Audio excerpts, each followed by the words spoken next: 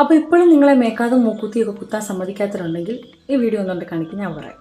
Disclaimer, ഇത് show of ഒന്നുമല്ല. കാരണം ഇവിടെ ഞങ്ങൾ അറിയാലോ 3-4 പെണ്ണുങ്ങളുള്ള വീടാണ്. അതല്ലാതെ മേക്കാത് കുത്തിയിട്ടുണ്ടെങ്കിൽ ഇത്രയും മേക്കാത് കുത്തിയത് ഞാൻ മാത്രമേ ഉള്ളൂ. ഞാൻ ഇത്ര മേക്കാത് കുത്തുമ്പോൾ തന്നെ എനിക്ക് ആ കമ്മലുകളോട് ഇടാനുള്ള ഓപ്ഷൻ വരുന്നുണ്ട്.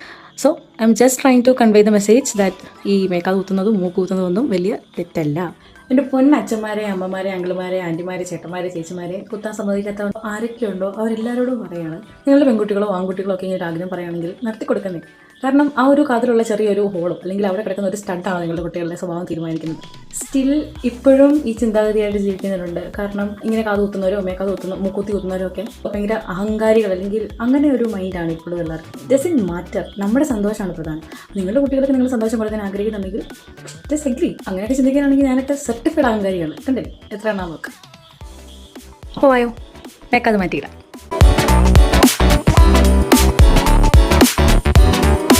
എപ്പോഴും ഈ കമ്മലിൻ്റെ ആണി കുറേ കൊടുത്തിട്ട് സ്റ്റഡ് ഫ്രണ്ടിൽ ഇങ്ങനെ പുഷ് ചെയ്ത് കൊടുക്കുവാണെങ്കിൽ ഇടാൻ കുറച്ചുകൂടെ എളുപ്പമായിരിക്കും കേട്ടോ.